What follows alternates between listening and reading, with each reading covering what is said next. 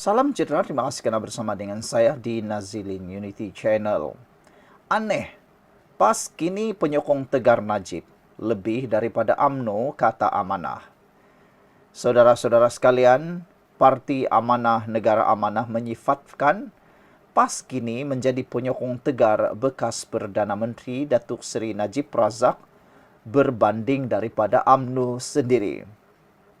Pengarah Komunikasi Amanah Khalid Abdul Samad berkata, ia berdasarkan tindakan PAS yang meneruskan pendirian untuk mengadakan perhimpunan di Istana Kehakiman di Putrajaya. Sedangkan katanya, Istana Negara sendiri sudah pun mengeluarkan kenyataan. Selain polis juga melarang perhimpunan berkenan. Malah UMNO sendiri akur dengan titah yang di Pertuan Agong. Namun, PAS pula yang masih terus mahu meneruskannya. Kita rasa situasi ini agak aneh, kata Amanah. Hakikatnya Najib dibicarakan dan dijatuhkan hukuman pada zaman pentadbiran Pakatan Harapan, pada zaman pentadbiran Perikatan Nasional, iaitu semasa Tan Sri Muhyiddin Yassin dan Datuk Sri Ismail Sabri Yaakob menjadi Perdana Menteri. Katanya selepas majlis ramah mesra bersama media malam tadi. Mengulas lanjut katanya, semua pihak seharusnya akur dengan arahan dan titah yang di Pertuan Agong dan tidak mencampuri urusan keadilan yang dilaksanakan agensi terbabit.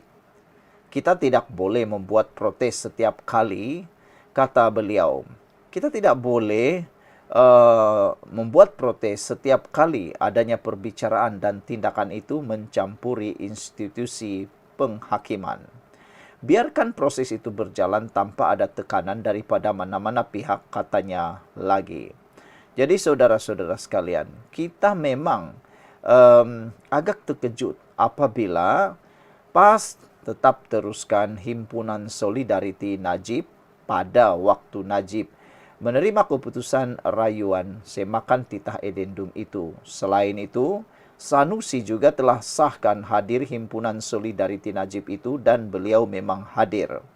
Jadi, apa yang menganehkan ini tepatlah, yaitu PAS kini seakan-akan jadi penyokong tegar Najib lebih daripada UMNO sendiri. Beria-ia sangat nak membela Najib ke atau PAS ini betul-betul nak beria-ia membela Najib kah? Atau sekadar nampak peluang untuk ditunggang, untuk digunakan bagi meraih undi, menarik undi dan memancing undi daripada Barisan Nasional UMNO? Adakah ianya sekadar mahu mendapatkan sokongan ahli-ahli parlimen Barisan Nasional UMNO atau sekadar nak mahu mendapatkan undi daripada UMNO Barisan Nasional? Ramai yang lebih setuju dengan pendapat itu, bahawa PAS sebenarnya hanya menunggang isu Najib. Kalau betul mereka nak memperjuangkan Najib, sudah lama mereka bersuara tentang Najib. Sejak Najib dibicarakan hari pertama lagi. Tapi apakah daya? Sudah ada peluang, apalagi tunggang dan cucuklah di sana-sini. Apa yang lebih menarik hati, Pengarah Komunikasi Amanah Khalid Abdul Samad berkata berdasarkan tindakan PAS meneruskan pendirian untuk mengadakan perhimpunan di Istana Kehakiman di Putrajaya hari itu, ianya menunjukkan seakan-akan PAS semakin aneh dan jadi penyokong Najib. Jadi apa yang dinyatakan oleh Khalid Abdul Samad ini memang amat tepat sekali. Kita tidak boleh membuat protes setiap kali ada perbicaraan dan tindakan itu mencampuri institusi penghakiman. Biarkan proses itu berjalan tanpa ada tekanan daripada mana-mana pihak, katanya. Sekian dulu, jangan lupa tinggalkan komen Anda. Salam sejahtera, terima kasih kerana bersama dengan saya di Nazilin Unity Channel. Ini satu pendedahan paling mengejutkan kita dari mahkamah dalam perbicaraan 1MDB membabitkan Najib Tun Razak. Kata Najib, anak tiri saya buat filem guna wang bersih. Wow, ini mendapat perhatian dan juga komen panas daripada netizen. Nanti saya bacakan kepada anda apa komen netizen dalam pendedahan dan pengakuan Najib bahawa anak tiri beliau buat filem guna wang bersih. Entahlah apa maksud wang bersih, dari mana wang bersih itu, dan dari siapa wang bersih itu. Bekas Perdana Menteri Najib Razak berhujah bahwa anak tirinya yaitu Riza Aziz membuat filem blockbuster Hollywood dengan wang bersih. Bekas Menteri Kewangan itu memberitahu Mahkamah Tinggi demikian hari ini bagi menafikan dakwaan pihak pendakwaan bahwa pembuat filem Hollywood itu menghasilkan filem dengan dana yang menyalahi undang-undang. Semasa perbicaraan salah guna kuasa dan pengubahan wang haram 2,27 bilion ringgit terhadap Najib, Najib menafikan dakwaan bahwa dia cuba mendapatkan bantuan kerabat diraja Emirat Arab Bersatu UAE untuk membuat perjanjian pinjaman palsu bagi membantu atau membuat uang yang Riza terima nampak sah. Najib menjawab semasa pemeriksaan balas oleh Peguam Bela Utama Muhammad Safi Abdullah yang merujuk kepada pertikaian pihak pendakwaan pada masa lalu bahwa perjanjian pinjaman palsu itu adalah untuk menutup skim pengubahan wang haram yang dikaitkan dengan Riza. Wang yang dipindahkan kepadanya adalah atas dasar ia datang dari Abar, pelaburan PSJ. Begitu yang disampaikan kepadanya adalah pinjaman dan dia menerimanya atas dasar itu. Jika dia tahu sebaliknya, dia tidak akan menerimanya. Ia adalah wang bersih daripada Abar. Filem dibuat, filem itu menghasilkan wang dan dia membayar balik pinjaman, kata Najib. Sekiranya ini sangkaan yang pihak pendakwaan tuduh berhubung penjelasan Najib, itu salah kerana dia membayar balik pinjaman. Tindakannya menunjukkan dia percaya ia adalah pinjaman dan ia adalah wang bersih. Perbualan saya dengan putra mahkota adalah untuk mendokumentasikannya. Dakwaan pinjaman, tindakannya Riza membayar balik. Saya boleh mendapatkan kembali angka itu. Dia membayar balik jumlah yang agak besar yang dia bayar balik, kata Najib di hadapan Hakim Colin Lawrence Sequeira. Dalam perbicaraan 1MDB, pihak pendakwaan merujuk kepada rakaman audio yang didakwa menunjukkan Najib dalam perbualan dengan kerabat Raja Timur Tengah yang dikaitkan dengan Riza. Sebelum ini, Riza didakwa di Mahkamah Malaysia atas dakwaan pengubahan wang haram berjumlah 248 juta Amerika Syarikat dolar dana 1MDB. Namun dia telah diberi pelepasan tanpa pembebasan pada Mei 2020. Red Granite Picture Incorporated menghasilkan filem The Wolf of Wall Street yang terbit pada tahun 2013. Pelakon Hollywood Leonardo DiCaprio memainkan watak utama dalam filem itu.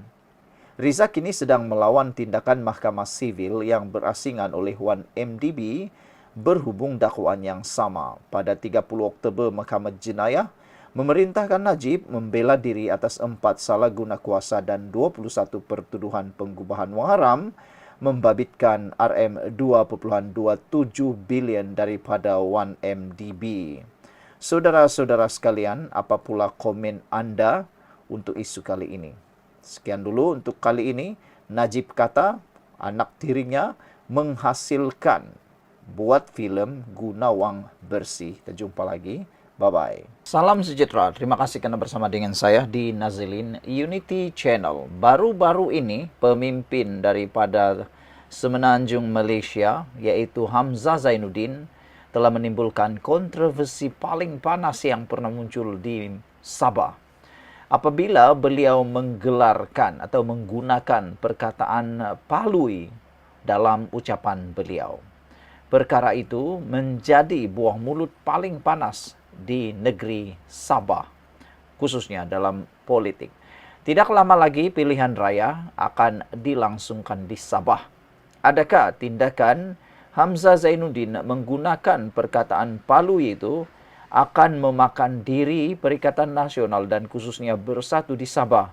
Sudahlah penganalisis politik pun mengandaikan berpendapat Bersatu tidak akan mungkin menang 18 kerusi di Sabah, ditambah lagi dengan perbuatan ucapan palui itu yang membuatkan ramai orang marah termasuklah Ketua Menteri Sabah Haji Jinor. Terkini, Haji Jinor membalas ucapan Hamzah Zainuddin itu dengan kata, "Kau cakap orang Sabah palui, kau yang palui," kata Haji Ji memberitahu Hamzah Zainuddin. Wow. Ramai yang kata Hamzah Zainuddin tidaklah menyebut keseluruhan rakyat Sabah. Mungkin beliau menyebut pemimpin-pemimpin ataupun kerajaan yang ada sekarang ini. Tetapi begitulah. Dicubit kaki kiri, kaki kanan pun akan terasa sakitnya. Apabila pemimpin Sabah, kalaulah ucapan itu ditujukan kepada pemimpin Sabah, rakyat Sabah juga akan terasa kerana pemimpin Sabah itu memanglah orang Sabah juga. Jadi apabila kalaulah itu disebut palui itu untuk pemimpin Sabah, ianya juga akan tersangkut paut dengan rakyat Sabah. Itu sebabnya Haji Jinor berang, marah dengan tindakan ucapan itu, sehingga beliau sendiri kata, "Kau cakap orang Sabah palui, kau yang palui."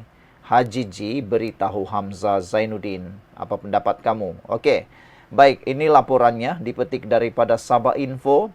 Ketua Menteri Sabah, Datuk Seri Haji Jinor menyelar, Timbalan Pengerusi Perikatan Nasional PN, Datuk Seri Hamzah Zainuddin yang mengungkapkan perkataan palui dalam ucapannya pada program parti itu di Sabah baru-baru ini.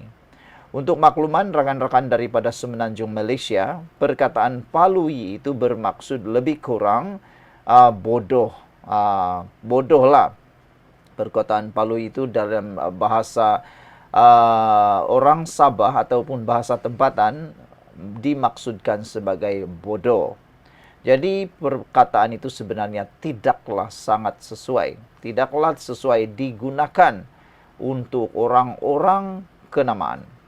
Itu sebabnya Haji Jinor kata, "Saya mahu bagi tahu Datuk Hamzah Zainuddin, jangan hina orang Sabah. Jangan hina pemimpin Sabah. Kau orang Sabah, kau cakap orang Sabah palui?" Soal Haji Ji, "Kau yang palui," katanya. "Jangan datang ke negeri Sabah. Jangan datang ke negeri Sabah. Kita tidak mahu pemimpin seumpama ini," kata Haji Jinor. "Walaupun kita meraihkan demokrasi, tetapi budaya orang Sabah lain daripada kamu di sebelah sana," kata Haji Jinor lagi. "Kalau kamu di sebelah sana maki hamun, makilah kamu sampai bila-bila. Tetapi jangan bawa budaya seumpama itu ke negeri Sabah di bawah bayu ini." Tegasnya dalam ucapan jelajah sayangi Sabah di dataran Keningau di sini hari ini. Haji Ji turut memberi peringatan kepada pemimpin-pemimpin daripada seberang yang dimaksudkan daripada Semenanjung Malaysia ini supaya menjaga adab apabila berada di negeri ini atau di negeri Sabah. Jangan bawa perangai sebelah sana bila datang ke negeri yang aman damai dan harmoni ini, katanya lagi. Terdahulu, satu laporan polis telah pun dibuat oleh sebuah NGO terhadap Datuk Seri Hamzah Zainuddin apabila didakwa bertindak biadab menggunakan perkataan palui terhadap orang Sabah. Jangan-jangan Hamzah Zainuddin juga akan kena sogit nanti. Macam Fahmi Reza kan, pelukis kontroversi yang telah dibuat laporan polis kerana didakwa menghina TYT Sabah. Jadi jangan-jangan Hamzah Zainuddin bakal kena sogit. Kalau dikenakan sogit agak-agak berapa lah. Kalau di Sabah ni biasa guna kerbau, guna uang. Jadi kalau mungkin kena sogit 2,000 ekor kerbau atau 50 juta sogit, itu mungkin satu perkara yang mengejutkan kita semua. Tapi tiada yang mustahil lah. Manalah tahu kan tiba-tiba adalah kumpulan-kumpulan kebudayaan bangsa-bangsa ataupun NGO-NGO yang membawa perkara itu kepada undang-undang tempatan yang mungkin kena sogit lah pula. Kalau kena sogit 200 ekor kerbau, boleh tahan juga tuh kan. Nak cari mana kerbau itu. Sekian dulu, jangan lupa tinggalkan komen Anda.